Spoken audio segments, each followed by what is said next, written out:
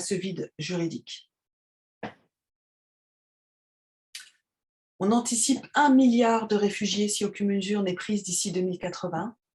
La Cornell University envisage même que 2 milliards de personnes entre aujourd'hui et 2100 risquent d'être réfugiés climatiques si le climat ne se stabilise pas.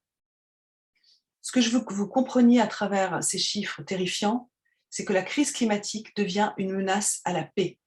Nous sommes confrontés à une spirale infernale car les conflits sont alimentés par la pénurie d'eau, par la pénurie de ressources naturelles, par la pénurie de terres arables. 60% des personnes souffrant de la faim dans le monde vivent dans des zones touchées par des conflits.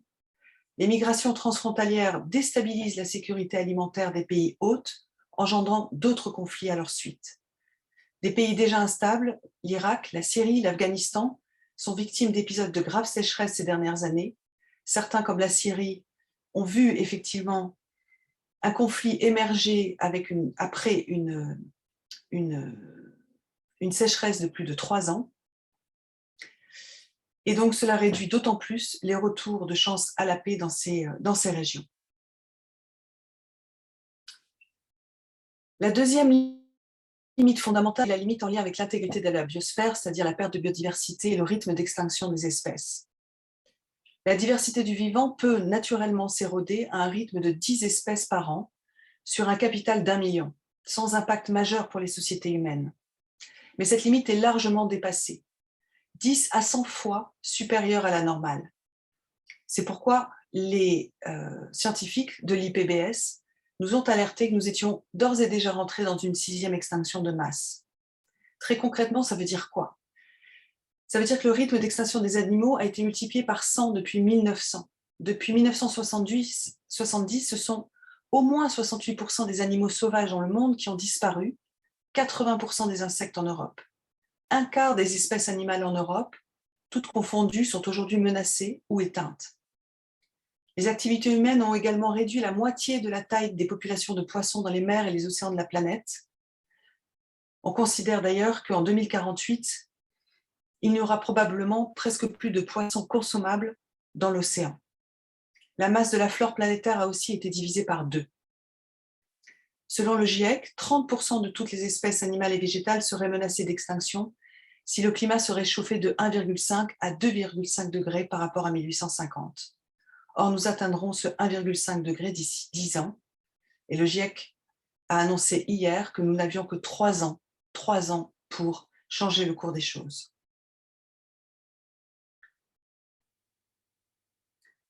Je veux vous rappeler aussi pourquoi cette intégrité de la biosphère est érodée. L'extraction minière et pétrolière est en cause par la destruction des milieux naturels, par la pollution de l'eau et des sols.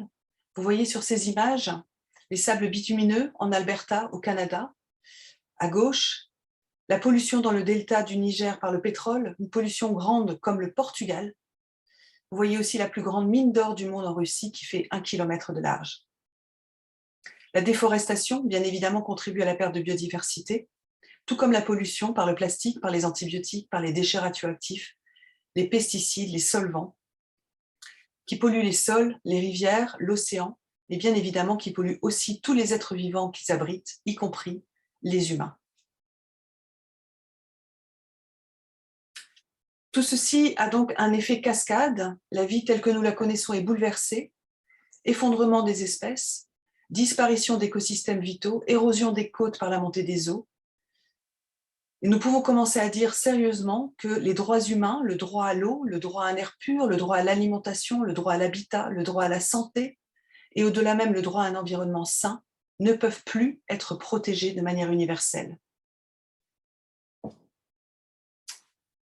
Avant de vous exposer en quoi je pense qu'effectivement nous devons repenser les limites écologiques comme des normes juridiques, contraignant l'activité industrielle au respect de la sûreté et de l'habilité de la planète, et en quoi aussi nous devons repenser nos liens d'interdépendance dans le cadre d'une théorie économique qui soit respectueuse des écosystèmes et des limites planétaires.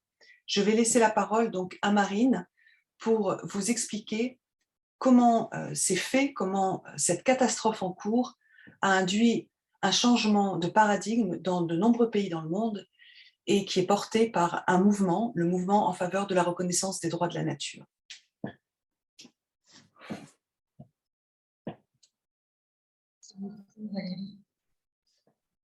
Pas déjà sombré dans le désespoir. Non, non, on ne sombre pas dans le désespoir parce qu'il y a énormément de choses qui se passent depuis, je dirais, 2017, hein, et vous verrez que nous avons toutes les raisons d'espérer que les choses changent. À toi, Marine. Merci. Dites-moi si mon son est bien stable, si vous m'entendez bien. Est-ce que ça va? Ou est-ce que c'est assuré? Parce que ma connexion n'est pas forcément bonne. Je peux passer par celle de mon téléphone. Il y a un léger écho, mais après, je pense que globalement, on comprend. Alors, ce que je vais faire, c'est que je vous partage dans ce cas mes slides avec mon ordinateur. Je vais utiliser le son de mon téléphone. Comme ça, ce sera plus simple. Enfin, je pense que l'idée sera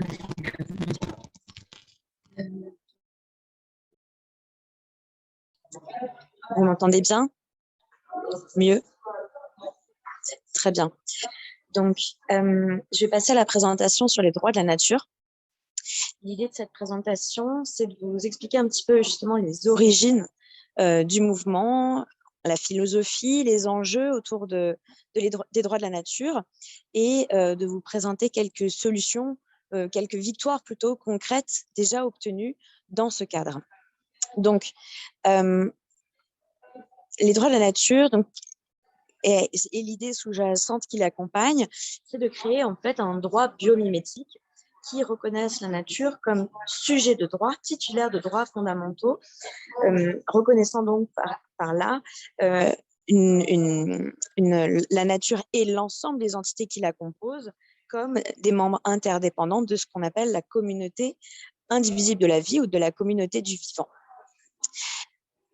L'enjeu autour de cette reconnaissance, c'est finalement de remettre en question l'anthropocentrisme qu'on constate dans notre société, c'est-à-dire le fait que l'homme se place lui-même au sommet de la pyramide du vivant, écrasant, dominant, exploitant les autres espèces, et adopter une solution bioperspectiviste, une gouvernance bioperspectiviste, c'est-à-dire replacer l'être humain au sein de cette communauté du vivant et être capable, à travers justement un droit qui épouse à la fois la perspective des autres espèces et la nôtre, de pouvoir conjuguer en fait tout simplement la protection du vivant avec son fonctionnement intrinsèque, c'est-à-dire le fait qu'il soit interconnecté, interdépendant et donc se doter d'un droit qui soit à la hauteur des enjeux dont Valérie vous a fait part juste avant. À l'origine de cette pensée, en tout cas parmi les premières personnes à l'avoir théorisée, il y a donc Christopher Stone qui, dans cet article universitaire en 1972, parle donc pour la première fois, théorise pour la première fois la faisabilité juridique de la reconnaissance de la nature comme sujet de droit.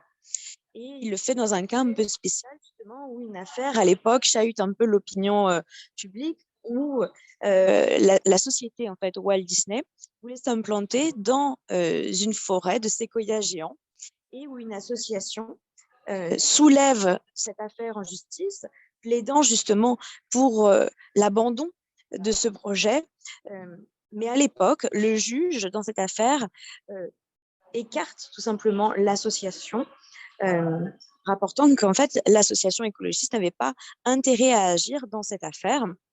Et c'est pour ça que Christopher Stone dit, mais si les humains, si les associations ne peuvent pas représenter la nature, dans ce cas, est-ce que les arbres doivent pouvoir plaider par eux-mêmes? Et derrière ce titre un peu anecdotique, enfin un peu qui vient titiller notre curiosité, il y a en fait l'idée de dire il faut que les arbres soient eux-mêmes titulaires de droits, qu'on puisse évoquer leurs droits en justice lorsqu'il y a un dommage et on puisse évidemment réparer ce dommage au nom des arbres ou d'un écosystème concerné par un dommage lorsque c'est le cas. Et donc, il y a une vraie pensée philosophique derrière tout ça, c'est aussi de constater finalement l'inefficacité du droit actuel, puisque dès les années 70, vous le savez, aujourd'hui, on était conscient du réchauffement climatique, de la destruction massive et extrêmement rapide de la biodiversité et des écosystèmes naturels. Et Christopher Stone, sans pour autant être d'ailleurs un militant, un activiste, en tant que professeur de droit, étudie la faisabilité juridique de reconnaître des droits à la nature. Et donc, il évoque notamment dans cette perspective, il remet en fait du temps long dans l'évolution juridique en disant, vous voyez, il y a une extension progressive en fait des frontières de notre société. Il rappelle par là qu'en fait, à l'origine, les dominants, et notamment les hommes blancs, s'étaient dotés eux-mêmes de droits fondamentaux. Puis, le droit a évolué avec l'abolition de l'esclavage, notamment, mettant fin justement à une vision du droit qui permettait de considérer d'autres êtres humains, et notamment personnes noires, comme des biens pouvant être exploités par les personnes blanches, occidentales. Et donc, on élargit, grâce à la reconnaissance des droits fondamentaux des Noirs et aussi des peuples autochtones, pour la première fois, donc le fait que justement d'autres sujets de droit puissent être inclus aussi dans notre société. Il revient également sur la question juridique des femmes qui pendant très longtemps étaient considérées sur un autre plan juridique que les hommes, c'est-à-dire mises sous tutelle du mari ou du père, parce que considérées avec le même statut que les enfants ou les fous, c'est-à-dire incapables juridiquement. Et Christopher Stone, en prenant justement du recul sur l'évolution du droit, sur l'évolution aussi du concept même de sujet de droit, dit, vous voyez bien qu'il y a une évolution juridique du concept englobé en fait par le terme de sujet de droit, et que donc on peut élargir, et on l'a déjà fait, les frontières de notre société en incluant comme sujet de nouvelles personnes, de nouvelles entités. Et donc, il dit finalement, la dernière étape dans tout ça, c'est la reconnaissance de la nature et des entités naturelles comme sujet de droit propre, au même titre qu'on a élargi nos frontières les frontières de notre société par le passé. Et il se trouve que justement, cette réflexion mène au bout de pas mal d'années, puisque le texte de Christopher Stone remonte à 1972, à un premier texte essentiel pour les droits de la nature, c'est la Constitution équatorienne de 2008, avec notamment cet article 71 qui reconnaît des droits à la Pachamama, à la terre-mère, et qui aussi implique que chaque citoyen peut agir en justice pour défendre les droits de la terre-mère en Équateur.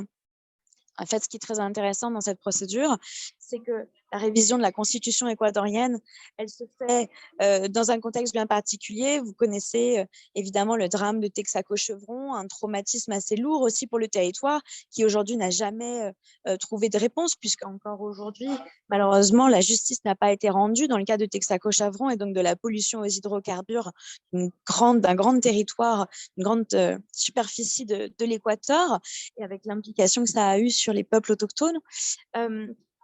Donc, il y a toute cette histoire en Équateur, et au moment justement de la révision de la Constitution équatorienne, après une période d'instabilité politique et de discussion autour de l'avenir du pays, il se trouve que donc des associations en Équateur, notamment la Pachamama Alliance, travaillent avec ce comité constitutionnel pour proposer un article de la Constitution qui inclurait donc les droits de la nature.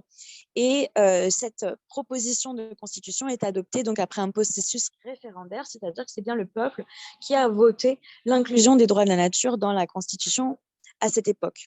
Et puis donc ce texte est suivi de nombreuses autres évolutions positives, et notamment le texte de référence en la matière aujourd'hui, la Déclaration universelle des droits de la terre-mère, qui alors elle n'a pas de valeur contraignante, mais est issue du mouvement de la société civile, un texte qui fédère aujourd'hui les associations qui travaillent à la reconnaissance des droits de la nature, qui est un peu notre texte de référence, notre texte cadre, et qui vient reconnaître, je vous ai fait un petit extrait dans son article 2, les droits de cette terre-mère et des entités qui la composent. Donc, elle est reconnue, elle, comme sujet de droit, disposant de nombreux droits, notamment du droit de vivre, d'exister, comme vous le voyez, mais aussi du droit de ne pas subir des pollutions d'origine humaine, le droit de pouvoir régénérer ses cycles vitaux, etc.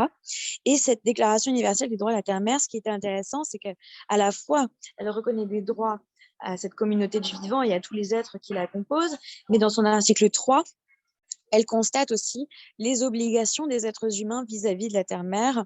Et ce qui est intéressant, c'est que du coup, elle aligne finalement une certaine forme d'équilibre entre obligations des êtres humains et droits de la terre-mère, afin justement de tenter de trouver une harmonie avec le vivant. Comme ce texte, en fait, aujourd'hui, on l'utilise notamment dans des procès civilés, dans des tribunaux populaires, tels qu'on l'a organisé, par exemple, encore en septembre dernier à Marseille, au moment du congrès pour la biodiversité. On a organisé un tribunal populaire pour les droits des écosystèmes aquatiques, dans lesquels on a jugé de nombreux cas aujourd'hui de violation des droits de la nature, et notamment le cadre des rejets de boues rouges en Méditerranée, avec la destruction des écosystèmes qui en a découlé. J'espère que c'est un cas dont vous avez entendu parler, mais vous pouvez retrouver tous les éléments sur ce cas, mais aussi les autres cas qui ont été soulevés pendant ce tribunal pour les droits des écosystèmes aquatiques sur la page Facebook de la GARN Europe. Donc ça s'écrit GARN Europe, sur Facebook par exemple, que vous pouvez les retrouver et visionner ces cas. On se sert typiquement de tout simplement utiliser un texte de référence et se référer donc aux droits de la nature qui ont été violés dans les affaires que nous exposons. Mais il y a des décisions juridiques qui, elles, pour le coup, ont abouti déjà dans de nombreux États. Je ne peux pas vous faire une longue liste parce qu'aujourd'hui, il commence à y en avoir pas mal, heureusement, j'ai envie de dire. Donc, je vous en prends une qui, j'espère, vous plaira en tant que public jeune, qu'en tant qu'étudiant. C'est celui de la Cour suprême de Colombie dans l'affaire de Justicia. C'est une affaire qui a impliqué la déforestation de l'Amazonie colombienne, puisque vous le savez, dans l'accord de Paris, il y a notamment des engagements en matière de lutte contre la déforestation. Et il se trouve que donc des jeunes ont saisi la justice pour demander à la Colombie de prendre des mesures efficaces de lutte contre la déforestation de la forêt amazonienne face à l'inaction du gouvernement et à la rapidité, malheureusement, de la destruction de cette forêt.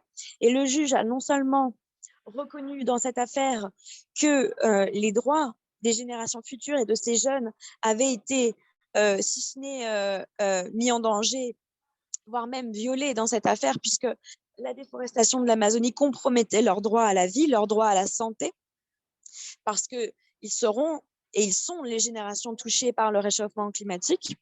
Et le juge reconnaît également dans cette affaire qu'il peut aller plus loin. Il a reconnu les droits propres de l'Amazonie colombienne, l'a reconnu comme un sujet de droit, et de cette manière a imposé au gouvernement de respecter les droits de cette forêt amazonienne en mettant en œuvre un plan de lutte efficace contre la déforestation.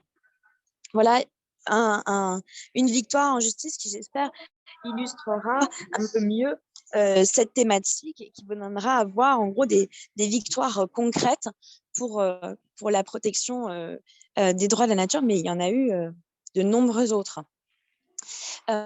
Pour la slide suivante, je vous propose aussi un petit exemple assez concret de l'introduction des droits de la nature, cette fois-ci non pas devant la justice, mais plutôt directement dans le droit administratif, et notamment donc c'est l'exemple de la ville de Curridabat que je trouve très inspirante, parce qu'au Costa Rica, cette ville de Curridabat a reconnu comme sujet de droit, comme citoyen, les pollinisateurs, les arbres, les plantes de la ville, et ça implique tout simplement de revoir en fait la construction de la ville à travers justement les yeux de ces entités naturelles, de ces êtres vivants qui sont des citoyens désormais à part entière. C'est une implication très concrète en termes d'urbanisme, de construction, comment on assure tout simplement le droit de se déplacer, le droit de se nourrir, le droit de se reproduire pour ces espèces qui peuplent les villes avec nous, Parce qu'il faut savoir en fait que les écosystèmes qu'on appelle les villes sont certes des écosystèmes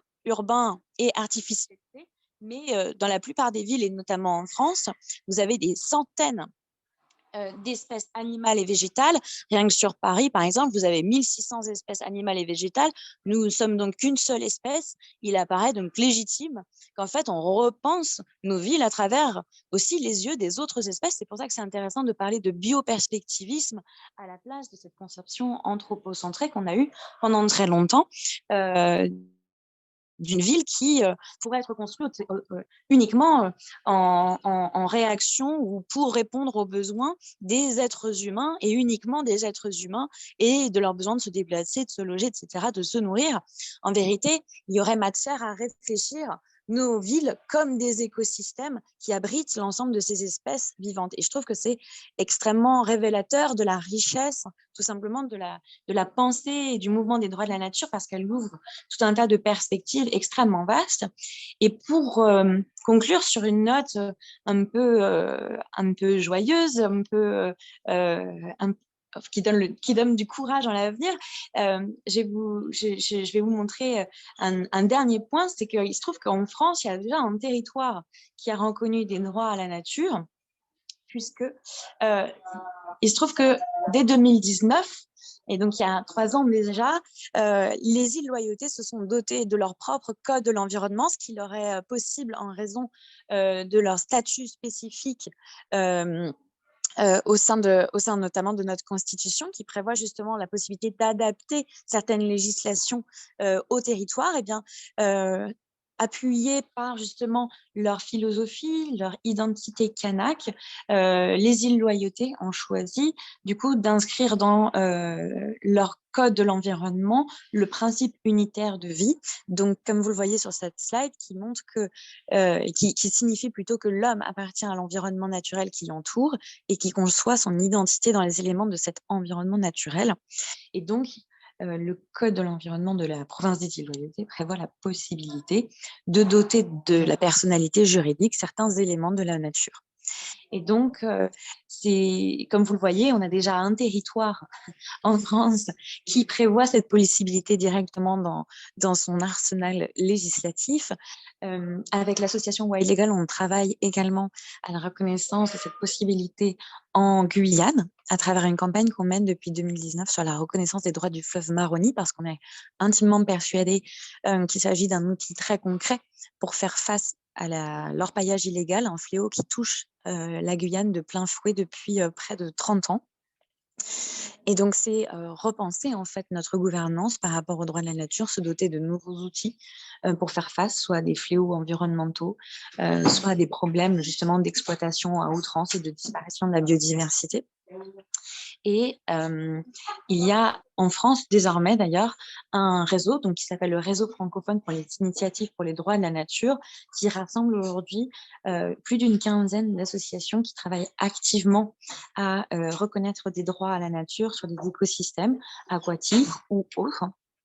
Avec Wild Legal, on a également un partenariat avec l'association Rivières Sauvages qui, jusqu'ici, a labellisé des rivières pour les protéger mieux, pour, par un système de label, leur permettre justement tout simplement de prendre des engagements en matière de protection de leurs cycles vitaux, de leur santé, du fait, en fait, tout simplement qu'ils soient préservés par rapport aux activités humaines. Et donc, on les accompagne pour aller encore plus loin avec les gestionnaires de rivières, les parcs, les propriétaires privés, les associations de pêche, etc. Comment on amène en fait l'ensemble des parties prenantes qui aujourd'hui agissent ou ont un impact vis-à-vis des écosystèmes aquatiques à passer au mouvement des droits de la nature. Et donc, je m'arrête là parce que c'est en fait un sujet très, très, très vaste, mais je ne veux pas prendre sur le temps de Valérie qui est aussi important par la suite. Pour la petite histoire, donc, vous pouvez retrouver sur notre site internet l'ensemble des informations sur le mouvement des droits de la nature et notamment un petit manuel des droits de la nature qu'on a édité justement pour reprendre toute la philosophie, les textes fondateurs et les victoires des droits de la nature. Et vous pouvez aussi, par exemple, regarder nos procès simulés en ligne qui démontrent l'importance, en fait, juridiquement, de reconnaître des droits de la nature pour répondre notamment à des problématiques actuelles qui ne trouvent pas de solution grâce au droit de l'environnement classique et qui nécessitent justement une révision en profondeur de notre relation au vivant grâce au droit. Donc, on a notamment un procès simulé cette année qui s'ouvre sur la question de la lutte contre les marées vertes en Bretagne et qui implique la question de la reconnaissance des droits fondamentaux des animaux et des écosystèmes fluviaux impactés par les algues vertes bretonnes. Vous pouvez retrouver tout ça sur notre page Facebook si vous voulez aller plus loin et je me tiens à votre disposition pour les questions. Voilà.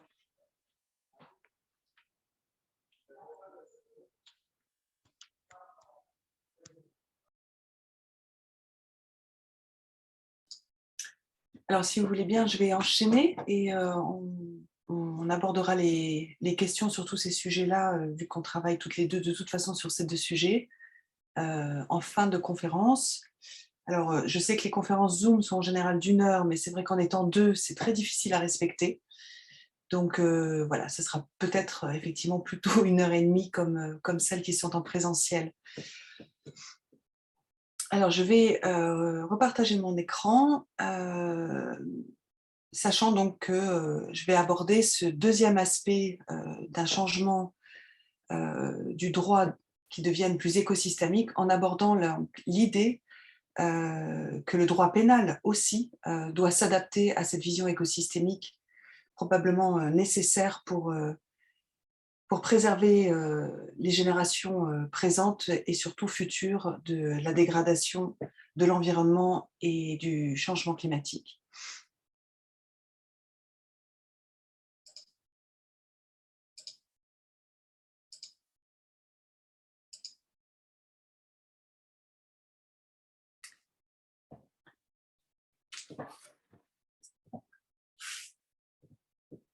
Alors là, je jette un pavé dans la mare, surtout pour des juristes en droit international. Je vais m'expliquer. Et c'est vraiment le sujet de mon livre « Un nouveau droit pour la Terre ». Ça a été vraiment une réflexion approfondie de la gouvernance mondiale, de ses succès depuis 1945, mais aujourd'hui de ses écueils, suite effectivement aux conséquences avérées de nos modes de vie sur le système Terre.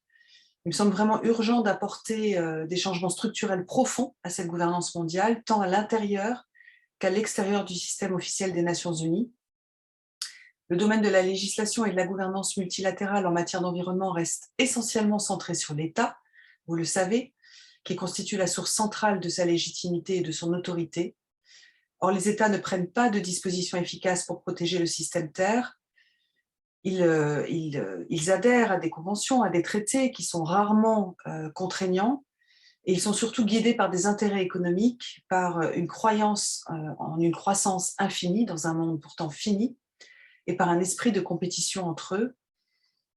Le pivot du droit aujourd'hui est le principe de la souveraineté nationale. Or, je pense que le pivot du droit aujourd'hui devrait être la sûreté de la planète.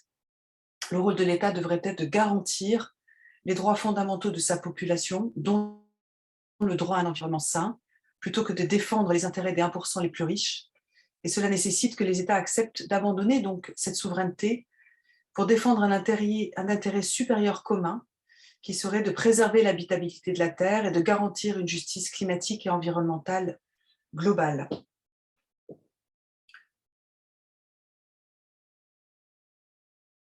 C'est pourquoi je crois que, adossé à une reconnaissance des liens d'interdépendance entre les humains et les autres qu'humains, les écosystèmes, les espèces vivantes, les flux biogéologiques, biochimiques sur Terre, en reconnaissant donc à ces éléments de la nature leur droit intrinsèque à exister, à évoluer, à se régénérer et à défendre leurs intérêts propres en justice par voie de représentation.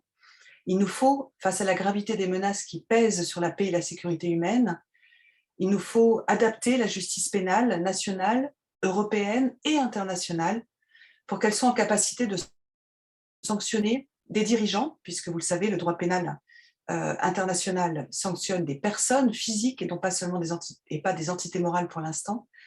Donc qu'elle soit en capacité de sanctionner des dirigeants économiques et politiques quand il peut être démontré qu'ils ont porté atteinte gravement au système terrestre et en connaissance des conséquences de leurs activités et de leurs décisions.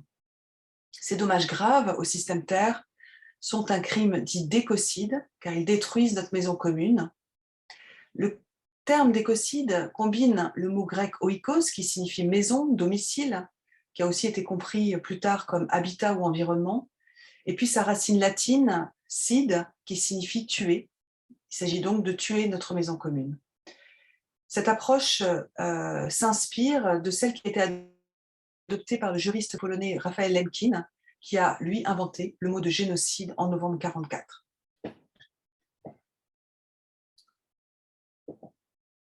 Il est vrai que les dommages causés à la nature sont devenus si importants et si répandus dans le monde que de nombreux écologistes donc, parlent d'écocide pour parler de ces nombreux points chauds qui ont été dévastés. Alors, vous voyez sur cette carte quelques exemples, je dirais, mais il y en a encore, il y en a des récents, comme celui du chlordécone, par exemple, dans les Antilles françaises, où 90% de la population, par exemple, de Guadeloupe est aujourd'hui contaminée au chlordécone et où la responsabilité incombe à l'État français d'avoir autorisé l'utilisation de cette molécule quand elle était interdite à l'échelle internationale, même par les États-Unis qui n'interdisent pas grand-chose, et qu'elle était interdite sur le territoire de la métropole. Donc, on voit ici que des dirigeants politiques, pour des raisons économiques, c'est-à-dire le maintien des plantations de bananeraies, ont pris un risque absolument inconsidéré, de façon totalement arbitraire, pour maintenir donc, ces plantations qui ont engendré une pollution qui va durer plus de 700 ans et qui impacte aujourd'hui les populations locales, une forme de néocolonialisme qui pourrait être qualifié de crime contre l'humanité aujourd'hui. On pense bien évidemment à Tchernobyl, on pense aux sables bitumineux du nord du Canada. Je vous rappelle quand même que ces puits de déchets toxiques et ces mines à ciel ouvert ont remplacé 400 km² de forêts boréales et de tourbières. On pense à la catastrophe Deepwater Horizon dans le golfe du Mexique, qui a tué 11 personnes, mais qui a aussi et surtout déversé au moins 168 millions de gallons de pétrole brut dans l'océan pendant 87 jours de rang, et ont tué d'innombrables mammifères marins, tortues de mer, poissons, oiseaux migrateurs. On pense enfin à l'Amazonie, on y pense tous, où la déforestation rapide semble être clairement encouragée par le président lui-même, Jair Bolsonaro. D'ailleurs, je vous rappelle que plusieurs plaintes ont été déposées devant la Cour pénale internationale contre Jair Bolsonaro, dont une par des avocats français dirigés par William Bourdon en janvier 2021, et au nom de groupes autochtones d'Amazonie, pour crimes contre l'humanité. Ce qui est intéressant, c'est que cette demande s'appuie sur les crimes existants de la Cour, mais que les avocats qui l'ont soumise ont déclaré que l'affaire était un exemple d'écocide dans leur communication, et que cette affaire soutiendrait du même coup la campagne visant à modifier le statut de Rome pour y reconnaître un 5e crime contre la paix et la sécurité humaine, le crime d'écocide. Alors, le terme d'écocide, lui, est connu depuis longtemps. Vous savez qu'en droit international, les concepts mettent du temps à devenir du droit positif. La Cour pénale internationale s'est créée en 2002. Elle juge de crimes qui ont été jugés au procès de Nuremberg en 1948 et son statut a été signé en 1998. Il a fallu 50 ans. Le terme d'écocide, lui, s'est fait connaître pendant la guerre du Vietnam.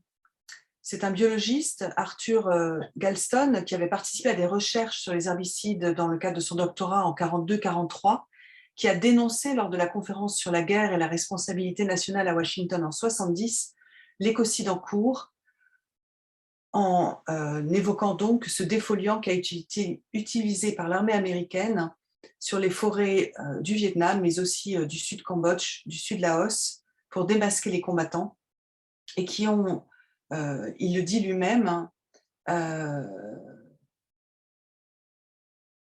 qui a conduit en tout cas Galston à proposer un nouvel accord international visant à interdire l'écocide qu'il définissait comme la dévastation et la destruction visant à endommager ou détruire l'écologie de zones géographiques au détriment de toute forme de vie, qu'elle soit humaine, animale ou végétale. 2 ans plus tard, lors de l'ouverture de la conférence des Nations Unies de 72 sur l'environnement à Stockholm, le premier sommet de la Terre, où les alertes dont je vous ai parlé avaient déjà été lancées, mais personne ne les a écoutées, le Premier ministre suédois, Olof Palme, a décrit lui aussi la guerre du Vietnam comme un crime qualifié d'écocide et qui devait requérir une attention internationale.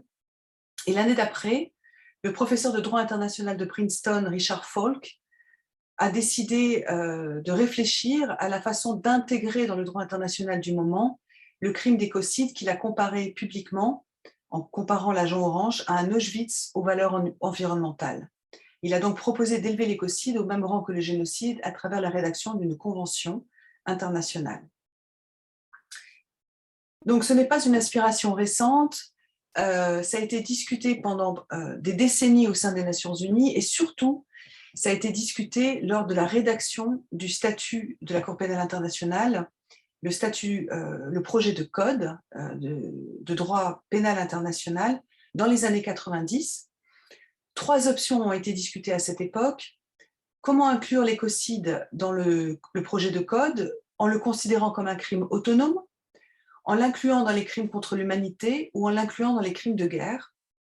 Or, sous la pression de 4 pays en 1996, la France, sûrement en raison de ses intérêts nucléaires, les États-Unis, qui ne signèrent finalement jamais le statut de Rome, la Grande-Bretagne et les Pays-Bas, l'article 26 du Code,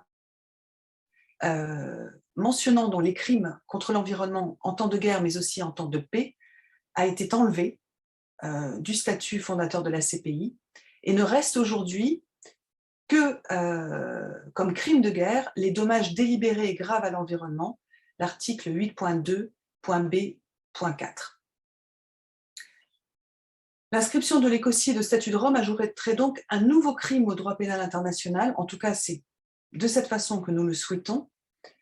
Je vous rappelle, au cas où vous auriez oublié ces faits ou vos cours, aujourd'hui sont reconnus donc 4 crimes internationaux graves: le génocide, les crimes contre l'humanité, les crimes de guerre et le crime d'agression. Nous voulons donc qu'il devienne un crime autonome en temps de guerre comme en temps de paix et qu'il soit défini de façon à protéger efficacement les liens d'interdépendance entre santé des écosystèmes, droits humains et protection des générations futures. Il s'appuierait sur le crime existant de dommages graves causés à l'environnement pendant un conflit armé, tout en reflétant le fait que de nos jours, la plupart des dommages graves causés à l'environnement le sont en temps de paix, une situation qui échappe donc actuellement à la compétence de la CPI. Alors, qui porte clairement cette demande? De très très nombreuses personnes dans le monde. Je vais revenir sur quelles sont les étapes qui commencent à soutenir cette campagne bientôt. Mais clairement, aujourd'hui, c'est un mouvement citoyen qui porte cette demande à la suite des travaux de Polly Higgins, avocate écossaise, qui a fait une proposition d'amendement du statut de Rome en 2010 devant la Commission du droit international, et puis avec le mouvement donc End Ecocide on Earth qui a continué ce travail.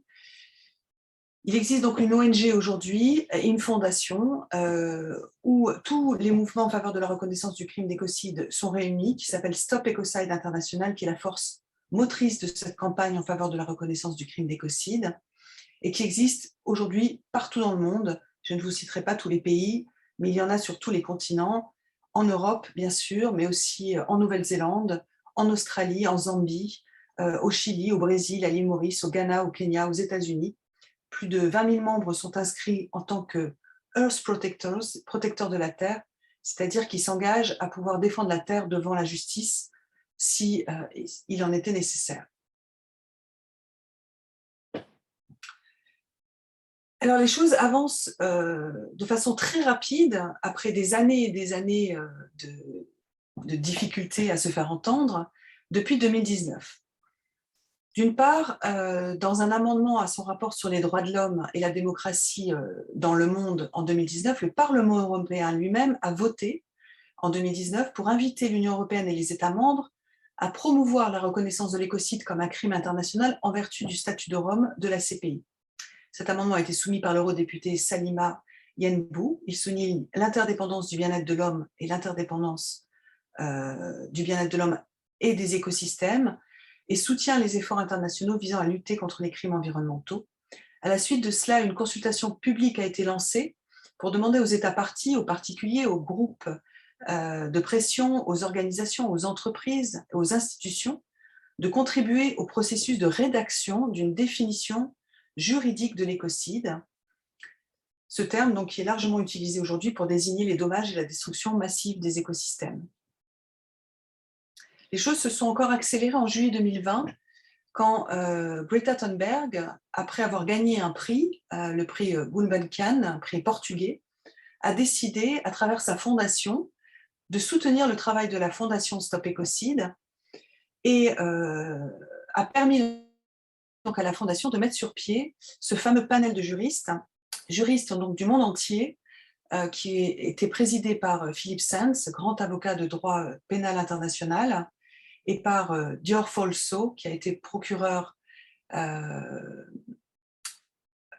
aux Nations Unies pour les droits humains et qui a beaucoup défendu les droits des femmes, qui est sénégalaise, avec une parité homme-femme et avec une représentation de tous les continents.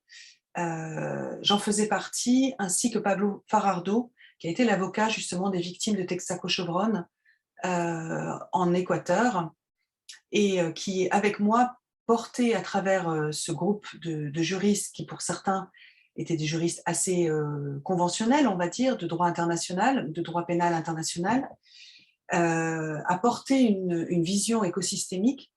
Et on a pu aboutir, en juin 2021, après beaucoup de discussions, à une définition du crime d'écocide, avec bien évidemment aussi l'idée donc d'apporter un amendement au préambule du statut de Rome.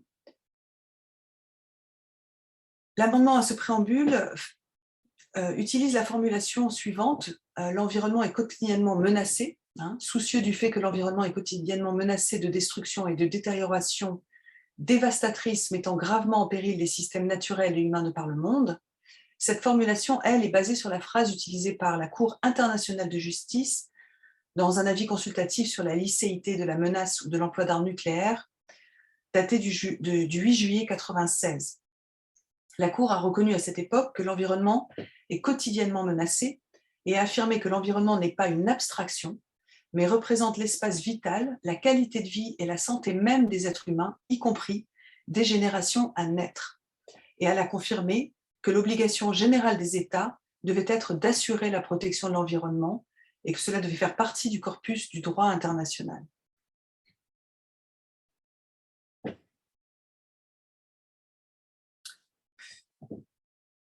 De façon générale, dans l'élaboration de nos travaux, notre panel a cherché à s'appuyer dans la mesure du possible sur tous les précédents et les autorités existantes en matière de droit international conventionnel et coutumier, ainsi que sur la pratique des cours et tribunaux internationaux, donc sur la jurisprudence. Une attention particulière a été aussi accordée à la pratique du droit pénal international et aux approches reflétées dans le statut de Rome. Ainsi, cette définition que nous proposons, qui caractérise donc ce qui caractérise le crime d'écocide, des actes illicites ou arbitraires commis en connaissance de la réelle probabilité que ces actes causent à l'environnement des dommages graves, qui soient étendus ou durables, s'inspire, si vous connaissez le statut de Rome, s'inspire bien évidemment de concepts qui y sont exposés, mais vous y voyez sans doute aussi quelques libertés que nous avons prises. Je vais vous expliquer rapidement, si vous le souhaitez, les termes utilisés. Par arbitraire, on entend de manière imprudente et sans faire cas des dommages qui seraient manifestement excessifs par rapport aux avantages sociaux et économiques attendus. Par grave, on entend que les dommages entraînent des changements, perturbations ou atteintes hautement préjudiciables à l'une quelconque des composantes de l'environnement, y compris des répercussions graves sur la vie humaine, mais aussi sur les ressources naturelles, culturelles ou économiques. Vous voyez là, à travers cette explication du terme grave, nous cherchons aussi à protéger les populations autochtones qui considèrent aujourd'hui que leur identité, leur culture, leurs traditions sont intimement liées à la protection de l'environnement. Par étendue, on entend que les dommages s'étendent au-delà d'une zone géographique limitée, qu'ils traversent par exemple des frontières nationales, qu'ils touchent un écosystème entier, ou une espèce entière, ou un nombre important d'êtres humains. Vous voyez là effectivement que ce terme d'étendue, que l'on retrouve aussi dans les conventions de Genève, que l'on retrouve dans la Convention sur la modification de l'environnement par des armes chimiques, et qui n'est pas toujours défini de la même manière, nous avons fait donc le choix de parler effectivement de zones transfrontalières ou extrêmement larges, ou encore, et dans une perspective écosystémique, parler effectivement de la protection des écosystèmes ou des espèces, ce qui est une manière, quelque part, de reconnaître les écosystèmes et les espèces animales et végétales comme de potentiels sujets de droit. Par durable, on entend que les dommages sont irréversibles ou qu'ils ne peuvent être corrigés par une régénération naturelle dans un délai raisonnable. Là aussi, vous comprenez, et c'est bien le cas quand on parle de crimes internationaux graves, que l'on ne parle pas donc d'infractions environnementales, de pollution localisée ou de destruction d'un écosystème qui s'avère être, je dirais, réhabilité, régénéré rapidement. Il faut vraiment que les faits soient graves. Et puis, dernier point, et ça c'est intéressant, par environnement, nous avons choisi une définition juridique qui est celle de la Convention ENMOD sur la modification de l'environnement par des armes chimiques, parce que nous nous sommes rendus compte que le terme environnement, en droit international, dans toutes les conventions qui existent à son sujet, n'est jamais défini là aussi de la même manière. Et donc nous avons choisi de nous appuyer sur la Convention ENMOD qui, elle, reprend la définition de l'environnement selon la Earth Science, selon la science de la Terre, et qui entend donc l'environnement comme la Terre, comme l'écosystème Terre, et ses sous-systèmes, la biosphère, la cryosphère, la lithosphère, l'hydrosphère et son atmosphère, ainsi que l'espace extra-atmosphérique. Vous voyez, par rapport à ce que je vous ai dit tout en début de conférence, donc, que nous sommes véritablement là dans une optique de reconnaître donc la Terre, l'écosystème Terre, comme sujet de droit, en tout cas sujet de protection. Il s'agit donc d'un crime de mise en danger plutôt qu'un crime lié à un préjudice matériel qui reconnaît donc implicitement le système Terre comme sujet de droit. Alors, pour en revenir justement à l'attitude européenne, je vous rappelle que c'est un sujet qui est débattu. Le vice-président de la Commission européenne, Frans Timmermans, a décrit la définition de l'écocide telle que nous la proposons comme un excellent point de départ pour les États. Il a aussi précisé que l'écocide focalise l'esprit sur le fait que la perte de biodiversité est au même niveau que la crise climatique. Il dit « Nous ne les traitons pas avec le même sentiment d'urgence. Ce concept peut donc aider les gens à comprendre que la destruction de l'environnement naturel menace directement notre survie. » Le champ d'application rationnel et matériel du nouveau crime d'écocide développerait ainsi le droit existant en étendant la protection de l'environnement par le droit pénal international au-delà des périodes de conflit armé pour l'étendre aux périodes de paix.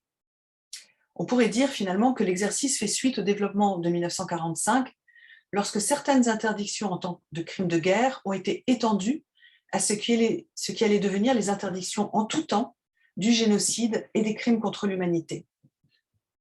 La définition proposée crée deux seuils pour la conduite interdite. Vous l'aurez compris, la première, il faut qu'il y ait une probabilité substantielle que la conduite, qui peut comprendre un acte ou une omission, causera des dommages graves qui soient étendus ou durables à l'environnement. Mais nous reconnaissons que ce seuil, pris isolément, peut être trop inclusif. Ça a été une longue discussion, puisque, vous le savez, normalement, un crime doit toujours être intentionnel, et par intention, l'idée derrière est qu'il doit être prouvé qu'il y avait une intention de nuire, une intention de faire du mal. Or, aujourd'hui, il existe de nombreuses activités légales qui sont socialement bénéfiques, mais qui, à long terme, montre qu'il y a donc une exploitation excessive et qu'il nous faut trouver les moyens de minimiser les impacts qui causent ces fameux dommages graves ou qui sont susceptibles de les causer.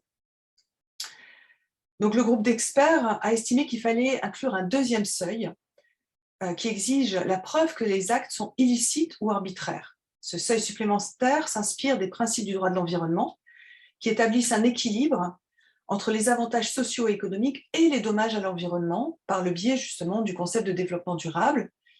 C'est important parce que c'est là où tout se joue, c'est là où justement on peut adopter une vision écosystémique et où on peut intégrer le temps long et les intérêts des générations futures dans toutes les prises de décision, dans les modes de gouvernance et au-delà, logiquement, il nous faudrait dans les règles de droit qui devraient donc primer sur les règles économiques actuelles quand elles ne font pas cas des droits humains et qu'elles ne font pas cas de la protection des écosystèmes.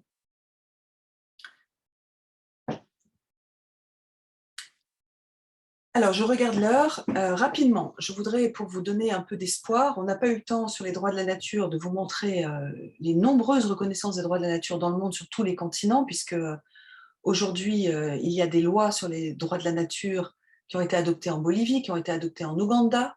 La constituante au Chili vient de voter pour intégrer dans la nouvelle constitution chilienne les droits de la nature. Il y a des États qui reconnaissent les droits de la nature au Mexique, il y en a 3. Il y a des villes à travers le monde, plus d'une trentaine aux États-Unis. Il y a des écosystèmes qui sont reconnus sujets de droit en Nouvelle-Zélande, en Australie, et puis dans de nombreux pays par une autre voie qui est la voie judiciaire, comme en Colombie, comme l'a expliqué Marine, où des écosystèmes ont été reconnus sujets de droit. C'était le cas en Colombie pour au moins 18 cas différents de rivières, de forêts, mais ça a été le cas aussi au Bangladesh pour les 450 rivières du pays, dans le nord de l'Inde, pour tous les écosystèmes himalayens, dont les glaciers, le Gange et la Yamuna. Tout ça pour vous dire que ce sont des sujets qui avancent très vite, et en ce qui concerne la reconnaissance du crime d'écocide, c'est un appel qui trouve un écho favorable, là aussi, auprès de plus en plus de gouvernements, mais aussi des leaders d'opinion, des leaders religieux. Le pape François, par exemple, a appelé à sa reconnaissance en novembre 2019. Et en décembre 2019, lors de l'Assemblée générale des États parties à la Cour pénale internationale, ce sont le Vanuatu et les Maldives qui, pour la première fois, ont demandé officiellement à étudier la reconnaissance du crime d'écocide comme un amendement au statut de Rome. En 2020, et ça c'est très important, c'est le gouvernement belge qui a soutenu l'appel des Vanuatu et des Maldives officiellement devant la CPI, en demandant donc à aborder le sujet et à réfléchir donc à intégrer un amendement lors d'une prochaine Assemblée générale. C'est important parce que la Belgique est un pays occidental, et c'est ce que nous disent d'ailleurs les petits États, comme d'ailleurs les Samoa et le Bangladesh, qui ont réitéré cette demande en 2021, en décembre 2021. Il faut que des États forts, il faut que des États occidentaux s'associent aux États vulnérables au changement climatique pour que la demande soit crédible et que d'autres États industriels, je dirais, rentrent dans la danse et que l'on puisse donc avancer sur ce sujet.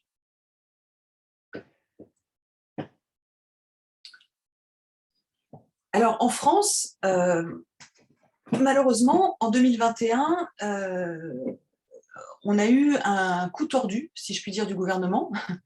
Souvenez-vous, la Convention citoyenne pour le climat, qui avait été mise en place par Emmanuel Macron, a proposé la reconnaissance du crime d'écocide comme une de ses mesures phares, avait même demandé à ce que ce soit voté par référendum. Macron, par 2 fois devant eux, avait expliqué qu'il était favorable à la création d'un crime international d'écocide, donc par la Cour pénale internationale. Mais quand il s'est agi de reconnaître le crime d'écocide en droit national, le gouvernement a délité totalement la demande de la Convention citoyenne, et pour leur faire plaisir, a utilisé le mot écocide dans la loi climat et résilience, mais en parlant d'écocide en tant que délit.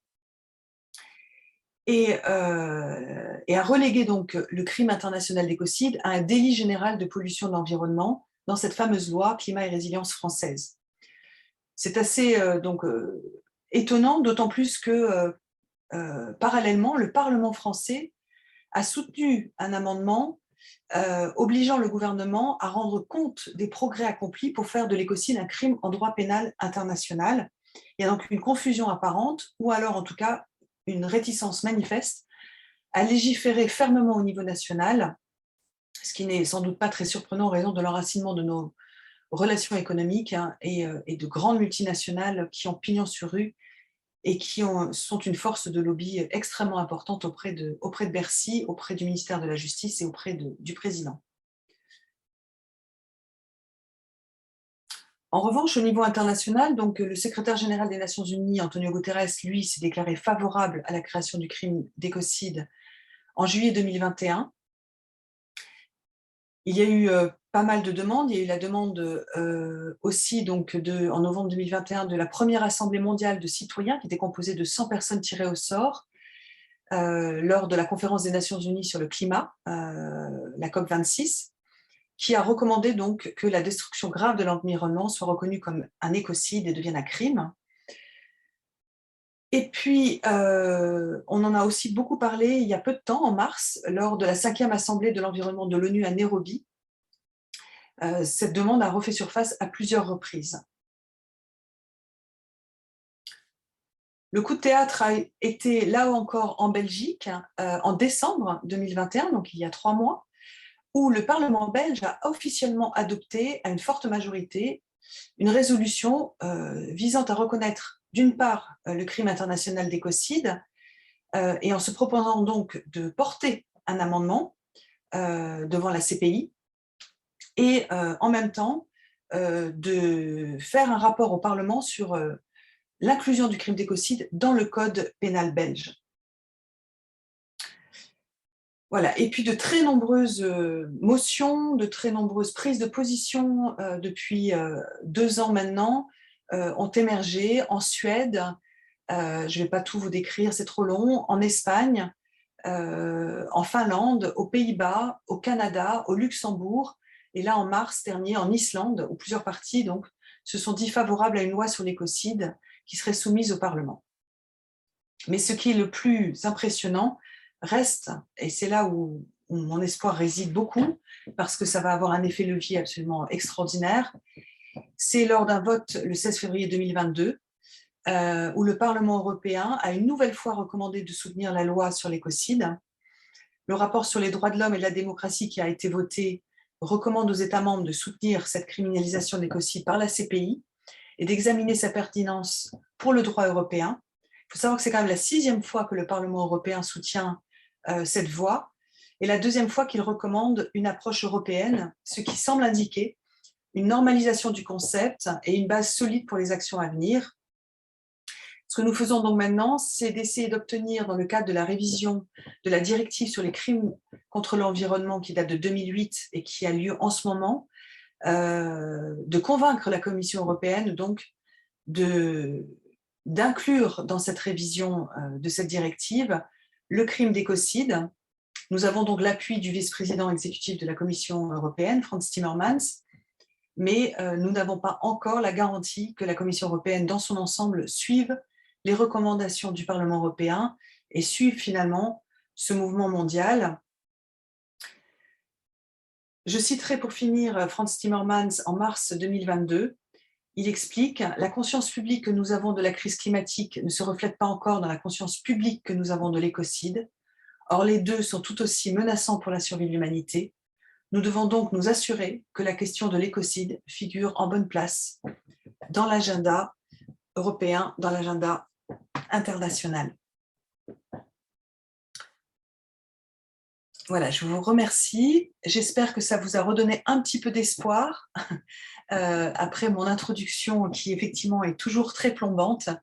Mais pour comprendre l'importance de cette réforme juridique et je dirais même philosophique, puisque après tout le droit n'est qu'un reflet de notre niveau de conscience à un moment donné, de nos valeurs, de nos morales, et il est toujours voué à évoluer en ce sens.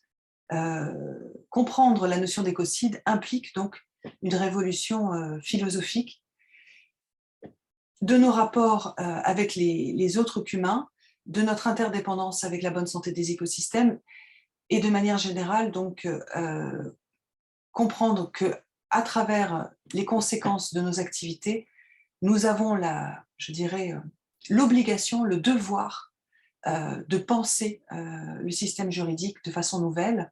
Nous devons donc repenser, à mon sens, le droit international. C'est ambitieux, mais c'est stimulant. Voilà, merci.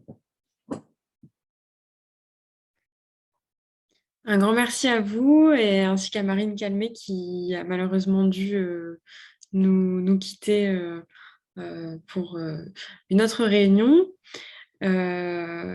Merci pour ces messages effectivement qui donnent quand même de l'espoir au vu de tout ce qui se passe actuellement, même si le conseil est lui très déprimant.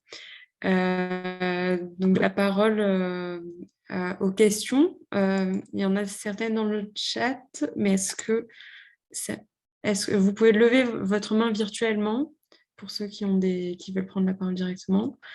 Donc Lucie. Tout d'abord, merci beaucoup pour votre présentation.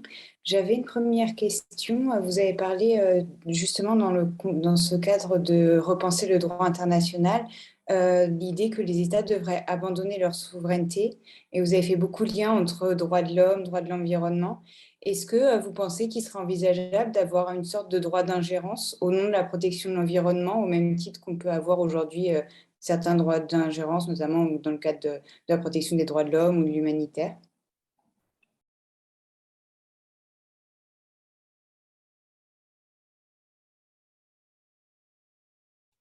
On ne vous entend pas.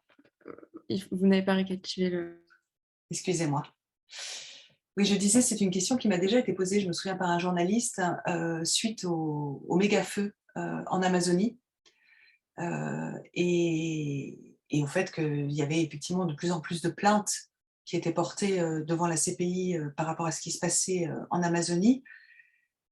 Je crois qu'effectivement, si on comprend les enjeux, si on comprend le fait que personne sur Terre ne peut espérer échapper aux conséquences de la crise climatique et écologique, ce devoir d'ingérence pourrait être invoqué, mais de la même manière que si l'écocide est reconnu par la Cour pénale internationale, il va permettre d'user de la compétence universelle.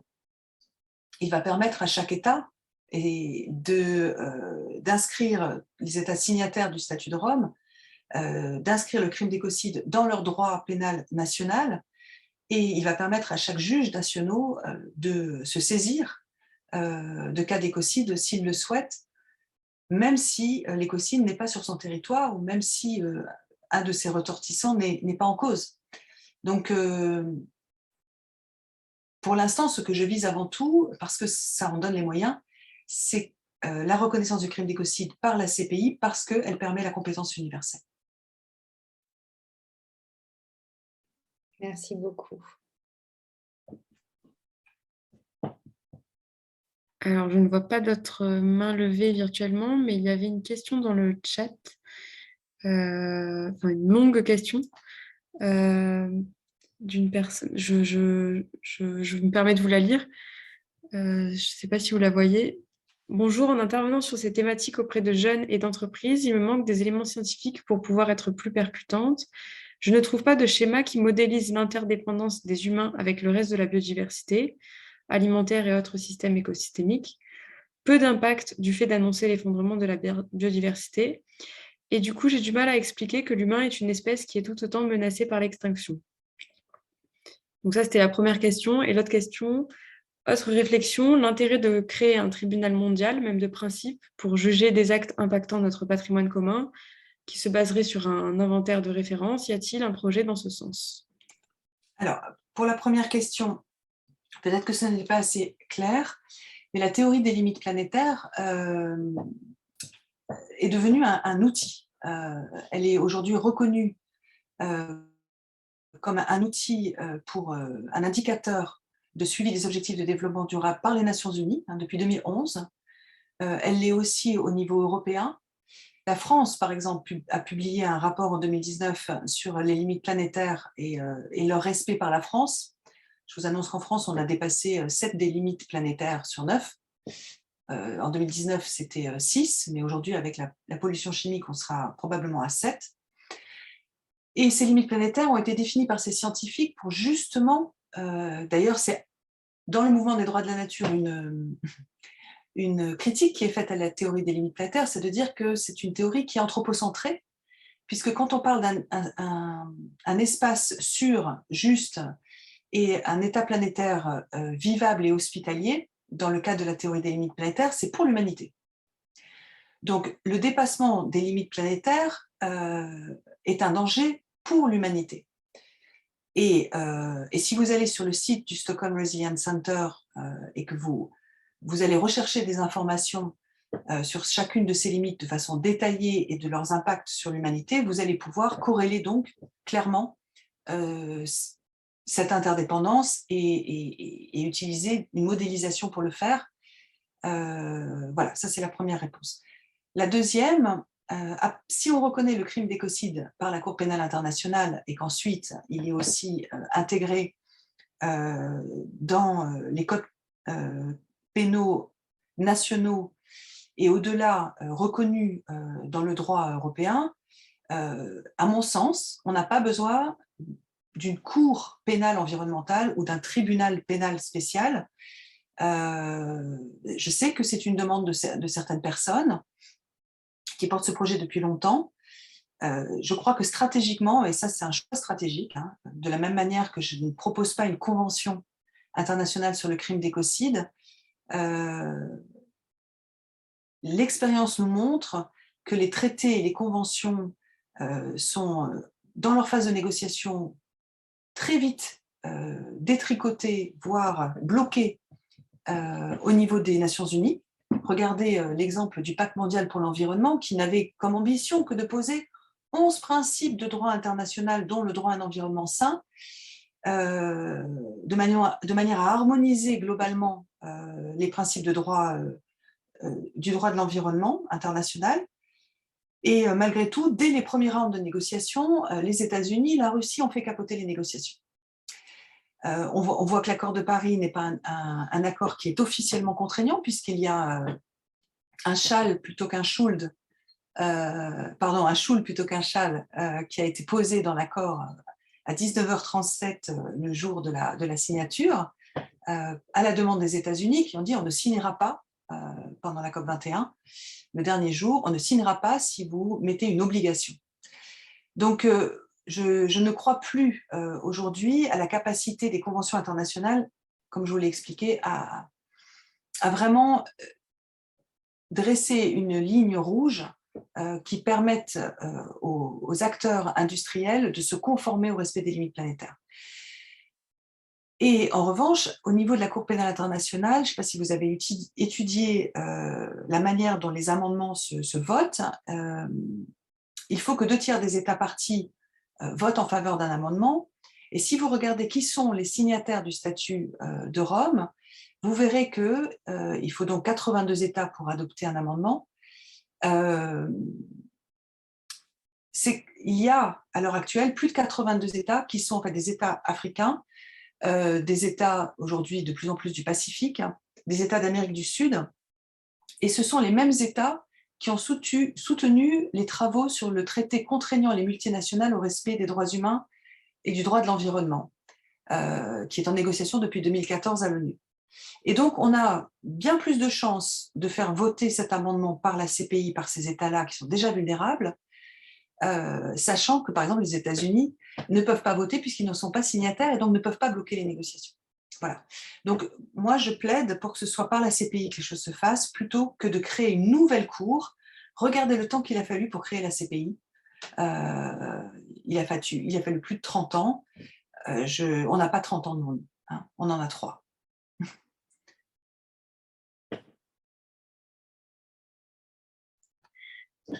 Daniel a également une question. Merci Nina. Je voulais poser une question par rapport à celle qui a été posée auparavant par Lucie. On parle des outils du droit pénal international. Et on voit à ces jours, pas par rapport aux crimes d'écocide ou des crimes environnementaux, qu'il y a une certaine instrumentalisation de ces outils-là. Il y a des grandes difficultés à l'heure de juger des faits qui ont été commis par des autorités états-uniennes ou des Royaume-Uni. Et je voudrais savoir si, à présent, dans la conception des outils, dans la notion d'écocide, ces débats-là, ils existent et si déjà on se pose des questions par rapport à comment est-ce qu'on va utiliser ces notions-là pour qu'on ne finisse pas juste pour juger des personnes de sud global et s'il y aura des actions aussi contre des individus ou des entreprises ou je ne sais pas, du nord global. Alors, c'est clair qu'il faut être pragmatique. Il y a deux choses. La première, c'est déjà le fonctionnement même de la CPI, qui laisse à désirer. Il laisse à désirer pour plusieurs raisons. D'une part, parce qu'il manque de financement, la CPI manque de financement. Donc, manque de financement, et les financements, ils viennent de qui? Ils viennent des États membres. Donc, il y a un manque de volonté des États membres de soutenir la CPI, en particulier dans son travail d'enquête. Regardez l'un des derniers cas, un dossier extrêmement solide sur des crimes commis par l'armée américaine en Afghanistan, et le comité de juges a décidé de ne pas lancer d'enquête, faute de financement, pas faute de preuves. C'est quand même invraisemblable. Ensuite, effectivement, il y a une volonté de déshérence de la CPI par certains États africains, parce qu'ils ont le sentiment, vous le savez, que ce sont d'abord et avant tout des Africains qui sont jugés par la CPI et qui commencent à en avoir marre. Ils ont assez raison là-dessus. J'ai l'impression qu'en proposant la reconnaissance du crime d'écocide, ça peut au contraire rebooster leur envie de rester dans le cadre des États partis à la CPI, parce qu'ils y verraient une opportunité d'aller rechercher une justice pour les faits commis sur leur territoire. Enfin, là on en revient à la philosophie du droit. Je crois qu'on a besoin de lignes rouges, on a besoin de lignes morales. Et ce n'est pas parce que la CPI ne fonctionne pas bien, ou que le droit international, enfin que les cours internationales ne fonctionnent pas toujours bien, qu'on doit abandonner cette idée.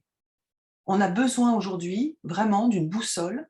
C'est quelque chose qui m'est même demandé par des entrepreneurs, par des dirigeants d'entreprise, qui me disent, mais en fait, on n'est pas contre la criminalisation de l'écocide, parce que ça nous permettrait d'avoir un cadre dans lequel on sait que l'on peut et que l'on doit agir. Aujourd'hui, on n'a aucun moyen de nous opposer, par exemple, aux actionnaires.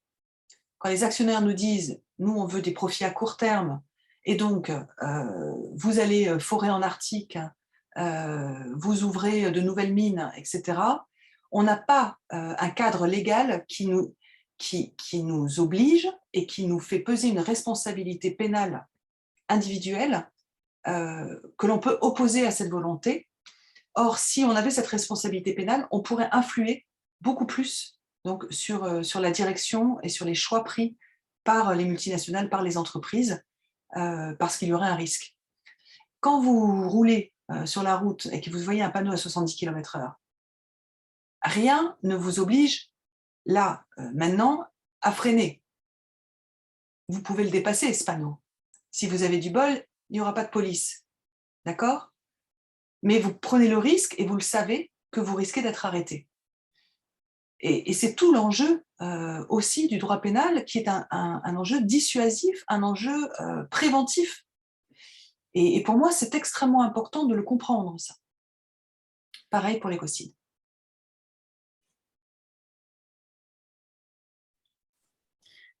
Ça m'amène également à une question. Je suis totalement convaincue par l'aspect dissuasif, mais je voulais savoir comment vous envisagiez, outre le fait de faire en sorte que on ne mette pas d'intention dans le critère du crime d'écocide, comment faire peser le lien de causalité parfois, parce que quand on voit que certains écocides qui ont été constitués par des herbicides, comme le cas de l'agent orange, n'ont pas été considérés comme tels, soit parce que l'herbicide n'était pas considéré comme suffisamment nocif, soit parce qu'il y a peut-être un problème de manque de causalité surtout. C'est surtout par rapport au problème de causalité dans le cas des pesticides ou des herbicides, comme on le voit dans les procès Monsanto.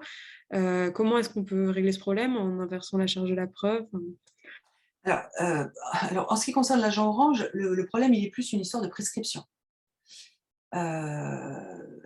Et vous le savez, la CPI ne peut juger que de crimes commis après sa création. Donc, on ne peut pas aujourd'hui saisir la CPI pour l'usage de l'agent orange, bien que Trantonia, qui est une des rares survivantes de l'agent orange, tente d'inverser les choses en expliquant que des enfants naissent encore aujourd'hui avec des malformations, ce qui veut dire qu'il y a eu 4 générations, et on en a la preuve, qui ont été contaminés par l'agent orange, et qu'à ce titre, on devrait, et c'est exactement le même argumentaire de l'avocat des victimes du chlordécone de ce matin, de ce matin même, qui explique qu'il ne peut pas y avoir de prescription puisque les victimes sont encore là. Voilà, mais ça, c'est à la justice de déterminer les choses. Mais le problème de l'agent orange, ce n'est pas tant le lien de causalité que le problème de la prescription qui est évoqué. Ça, c'est une première chose. Et puis ensuite, je vous rappelle quand même que le statut de Rome, dans son article 30, pose l'intentionnalité par l'intention de nuire, mais aussi par la connaissance des conséquences probables des actes commis. La différence entre notre proposition de définition et celle du statut de Rome à l'heure actuelle, c'est qu'au lieu de dire « et l'intention et la connaissance », on dit quelque part, on sous-entend que c'est « ou ». Et c'est en cela aussi que l'on est...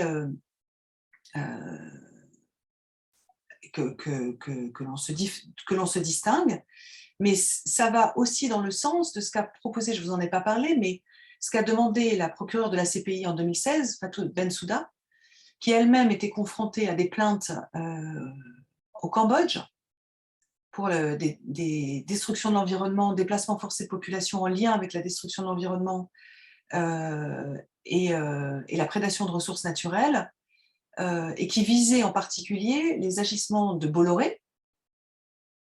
Et vous savez que pour l'instant, ni les entités morales économiques, ni les dirigeants économiques ne sont inquiétés par la CPI, et de sa complicité, enfin de ses accointances avec l'élite cambodgienne. Depuis 2014, elle a été saisie maintes fois par ses victimes, en particulier via leur avocat Richard Rogers. Et elle s'est dit, mais de fait, il manque quelque chose dans le statut, il manque de la reconnaissance des crimes contre l'environnement en temps de paix. Et comme je n'ai pas le pouvoir d'amender le statut, je propose que mon bureau interprète plus largement les crimes contre l'humanité en y intégrant la destruction de l'environnement. Donc elle a ouvert une brèche, elle a ouvert une porte, et elle l'a fait en connaissance aussi du fait que qui était visé, c'était un dirigeant de multinationale. Et que rien ne pouvait prouver que Bolloré cherchait à nuire ou mener une attaque systématique et généralisée contre une population. Il agissait par intérêt financier. Et c'est d'ailleurs une des discussions qui avait eu lieu en 1996, si je me souviens bien, après, quand j'ai relu les comptes rendus des discussions dans les années 90 pour la rédaction du statut de la CPI. C'était l'Autriche qui avait dit qu'il faut reconnaître les crimes contre l'environnement de façon autonome, parce qu'ils sont la plupart du temps menés selon une intention de profit, ce qui n'empêche pas de considérer que les dégâts peuvent être absolument intenables auprès des populations et auprès des écosystèmes. Et l'Autriche donc, avait expliqué qu'il fallait quand même, à un moment donné, regarder l'intention sous un angle qui soit un angle plus économique. Voilà. Donc, c'est un débat qui est ouvert. On verra comment les choses peuvent évoluer. D'accord, merci beaucoup. Il y a encore une question dans le chat. J'ai peur de mal la lire.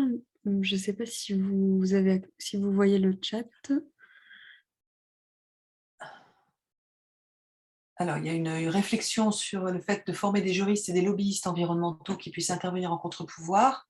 Et ça, c'est un petit peu le travail de Wild Legal, hein. C'est aussi le travail que l'on mène au sein de Notre Affaire à tous. Les deux ONG travaillent à former des juristes, des avocats, pas simplement le grand public, à ces enjeux et à pouvoir effectivement devenir lobbyiste sur ces sujets-là. Ensuite, il est évident, intéressant de faire reconnaître ces délits au niveau international. Ce sont des crimes, hein, pas des délits, hein. Le délit, c'est à l'échelle française, mais c'est bien dommageable. Néanmoins, on voit bien qu'avec le conflit d'Ukraine, ce droit n'empêche en rien les États de les enfreindre. Ben oui. Un tribunal international permettant de disqualifier les dirigeants défaillants au regard de ces délits internationaux. Je crois qu'on en a un petit peu parlé ensemble, comme je vous l'ai expliqué. C'est quand même le rôle de la CPI de le faire, et de toute façon, en ce qui concerne l'Ukraine, aujourd'hui, la CPI a l'air de vouloir se saisir de façon assez rapide des allégations de crimes contre l'humanité et crimes de guerre. Je ne pense pas qu'elle ira jusqu'au crime de génocide, puisqu'on n'est pas dans la définition du crime de génocide à l'heure actuelle, mais j'ai l'impression en tout cas qu'elle veut aller vite.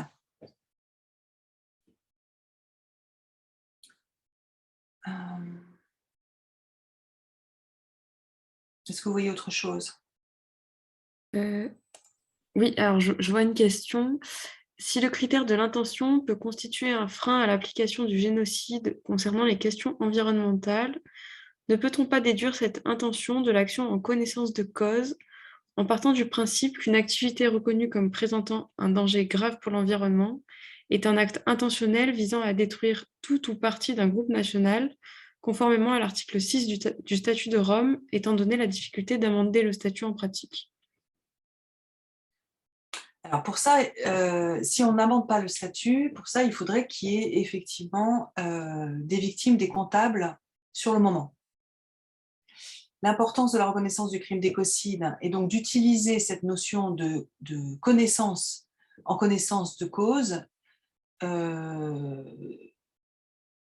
de la portée des dommages, non pas seulement sur des groupes humains, mais aussi sur l'écosystème, Terre en général, l'environnement en général, vise à protéger les générations futures. Les générations futures ne sont pas des sujets de droit, puisqu'elles n'existent pas encore. Donc, bien sûr, c'est une possibilité en l'état actuel du droit. Si on arrive à démontrer donc qu'il y a un génocide en lien avec la destruction de l'environnement, et c'est d'ailleurs une des voies qui a été adoptée dans les plaintes qui ont été portées à la CPI concernant l'Amazonie et ses peuples autochtones.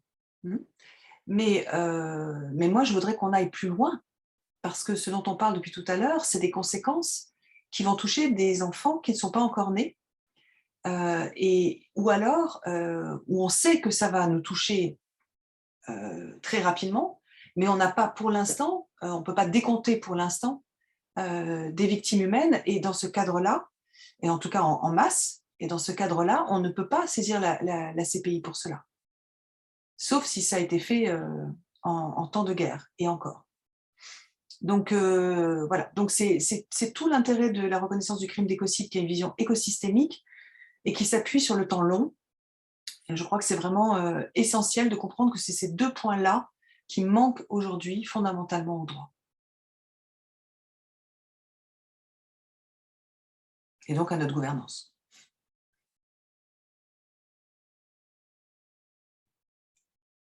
Merci beaucoup. Alors, donc, Wilfried Adou, qui a posé la question, m'a demandé de compléter en me disant de rajouter pour les enfants à naître mesures visant à entraver les naissances au sein du groupe, qui est présent dans l'article 6 du statut de Rome. Vous voulez dire que dans l'article 6, les enfants à naître sont indiqués? Parce que s'il faut les indiquer, il faut un amendement. Peut-être, Wilfried, tu ne peux pas prendre la parole pour expliquer.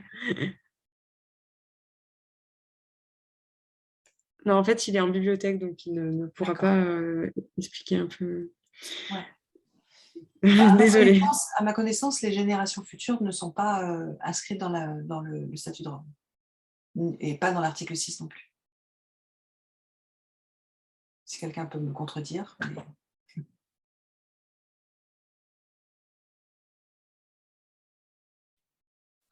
Est-ce qu'il y a d'autres questions?